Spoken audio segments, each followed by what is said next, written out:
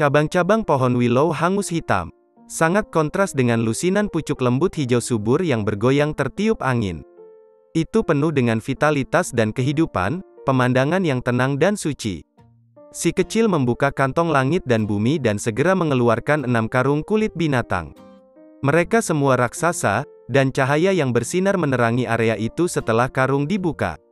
Tampaknya sepetak cahaya besar muncul di tempat ini, bergemuruh dan bergema. Pemandangan yang terlihat di mata air suci jauh di dalam tanah 100 rumput menjadi hidup kembali. Gelombang emas menenggelamkan daerah itu.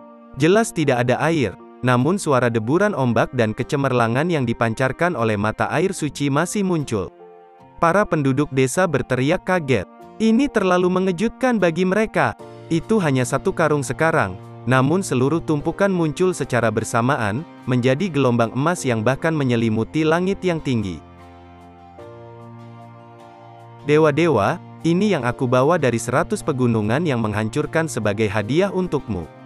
Saya pikir itu mungkin berguna bagi Anda, kata si kecil. Tak perlu dikatakan lagi, ini pasti dianggap sebagai tanah suci bagi tanaman. Segenggam pasir emas sudah cukup untuk menyediakan sebatang obat spiritual. Anda bisa membayangkan betapa mengejutkannya tumpukan ini. Aduh, di antara rambut Xiao Budian, sebuah batu kecil melolong seperti binatang buas. Itu kemudian terlepas dan menerkam ke arah gunung pasir emas itu, berteriak, milikku. Pengsi kecil bereaksi dalam sekejap mata dan meraihnya, berkata, kamu makan setengahnya di 100 Grassland. Ini adalah hadiah saya untuk Dewa Willow, Anda dilarang mengambilnya. Batu pemogokan surgawi berjuang bebas, berguling-guling di tanah sebelum menangis keras, saya hanya ingin memakannya, saya masih ingin memakannya, Anda mengosongkan seluruh mata air surgawi. Semua orang tercengang, batu yang bisa bicara, 100 Shattering Mountain, Immortal Divine Spring, benar-benar ada keabadian divine di sini. Namun, lumpur ini tidak berguna bagi saya, kata Dewa Willow. Apa, Anda bahkan tidak menginginkan ini? Maka itu semua milikku. Serangan divine bergerak maju, tetapi tidak berani menyerang tanpa pandang bulu. Itu hanya memanjat dan menghadap pohon kuno. Itu penuh hormat di dalam, dan mau tidak mau gemetar. Dewa Willow, apakah kamu benar-benar tidak membutuhkannya? Si kecil bingung. Dia mengambil batu pemogokan surgawi dan langsung melemparkannya ke dalam kantong surga dan bumi. Sejumlah kecil sudah cukup. Saya akan melihat keilahian musim semi abadi. Dewa Willow berbicara dan mengulurkan cabang. Itu meluas ke lumpur emas, dan cahaya warna-warni surgawi emas memasuki cabang-cabang Willow. Segera setelah itu, tumpukan kecil lumpur dengan cepat kehilangan kilaunya, dan cabang yang lembut mundur.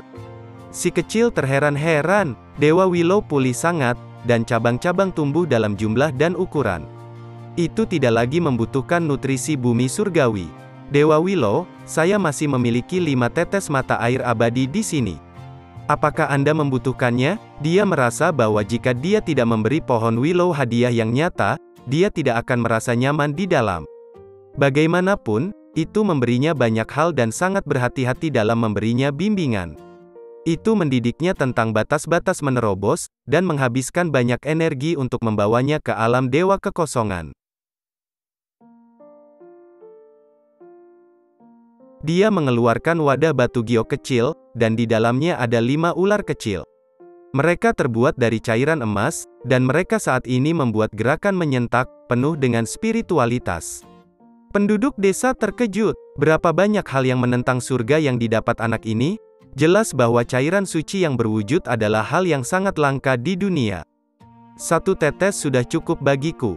Dengan ini, akan lebih mudah untuk menghancurkan keilahian dari mata air abadi. Dewa Willow itu tenang saat berbicara, dan tidak membuat gerakan besar apapun. Setetes cairan emas terbang keluar, dan ular kecil itu berubah menjadi kabut emas. Cahaya warna-warni berkilauan saat cahaya keberuntungan melonjak. Mereka semua memasuki cabang yang lembut, mengubah setumpuk daun menjadi emas. Sangat ajaib, semua orang ketakutan. Sangat bagus, karakteristik abadi musim semi abadi ini hebat. Dewa Willow menghela nafas dan berkata, si kecil tahu bahwa Dewa Willow benar-benar menjadi jauh lebih kuat. Sekarang jauh lebih unggul dari sebelumnya, karena jika masih lemah, segala jenis benda spiritual akan berguna untuknya. Saat ini, tidak perlu banyak lagi, dan bisa bergantung pada dirinya sendiri untuk merebut keberuntungan antara langit dan bumi. Dewa Willow, saya masih memiliki harta surgawi lainnya. Kali ini, si kecil mengeluarkan artefak batu giok yang menyimpan air tertinggi sejati. Dia sangat berhati-hati saat membuka kantong langit dan bumi, takut itu akan lolos. Air tertinggi sejati memancarkan cahaya dan terus-menerus bergegas. Ia ingin terbang, dan jika bukan karena kantong langit dan bumi yang memancarkan untaian cahaya yang menahannya, ia benar-benar akan lolos. Ini adalah air tertinggi sejati. Ketika obat surgawi sedang dibuat, atau ketika harta tertinggi sedang disempurnakan, penggunaannya menjadi sangat besar. Itu bisa digunakan sebagai primer untuk penciptaan, dan nilainya mencengangkan, kata Dewa Willow. Setelah mendengar penjelasannya, seseorang dapat benar-benar melihat nilai dari air tertinggi sejati. Apa? Ini adalah air tertinggi sejati? Kepala desa Si Yunfeng terkejut. Kakek kepala, saya membawa kembali beberapa jin. Ada cukup untuk kita gunakan, dan aku akan memberikannya padamu sebentar lagi, kata si kecil. Ini, dapat diukur dalam jin? Si Yunfeng menjadi sedikit bodoh. Saat membuat obat, hanya sedikit yang dibutuhkan untuk membuatnya menjadi obat berharga dengan kualitas yang lebih tinggi. Setelah penduduk desa bertanya kepada kepala desa dan diberitahu tentang betapa langkanya air ini, mereka semua menjadi tercengang. Dewa Willow, ini bisa dimakan. Aku sudah makan banyak jin. Si kecil berbicara sambil memberikannya kepada Dewa Willow. Ini bisa dimakan? Kepala klan terkejut. Kau memakannya? Bahkan Dewa Willow tercengang. Tampaknya agak terpesona. Aku memakannya. Rasanya tidak enak, dan tidak mudah dicerna. Namun, karakteristik surgawinya sangat kuat. Si kecil mengangguk. Aneh, Baldi kedua bergumam dari belakang. Bahkan mampu mencerna air tertinggi sejati, apakah anak muda ini masih manusia? Itu terlalu liar. Baik sekali. Sepertinya peningkatan Anda cukup signifikan. Selama periode waktu yang singkat ini, kondisi Anda telah stabil. Anda dapat bersiap untuk menerima baptisan Anda. Dewa Willow berkata, baik. Si kecil membangkitkan semangatnya. Dia tidak pernah lupa bahwa Dewa Willow mengatakan kepadanya bahwa dia harus kembali sebelum dia berusia 12 tahun. Terlepas dari apakah itu ketika dia berusia 5 tahun atau sekarang ketika dia berusia 10 tahun, efek dari pembaptisan ini sangat besar dan sangat penting. Dewa Willow tidak menerima air tertinggi sejati, tetapi malah menyuruhnya untuk menahannya. Setelah itu, dinyatakan bahwa itu perlu untuk memahami kedalaman abadi dari musim semi-abadi sebelum memasuki keadaan hening.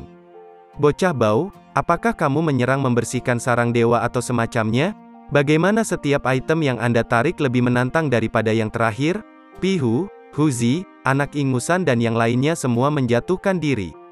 Itu mendorongnya ke sini, membuatnya berbicara tentang pengalamannya selama 2 tahun karena hal-hal ini terlalu mengejutkan. Kepala kakek, ini dari mata air abadi. 2 tetes ini untukmu.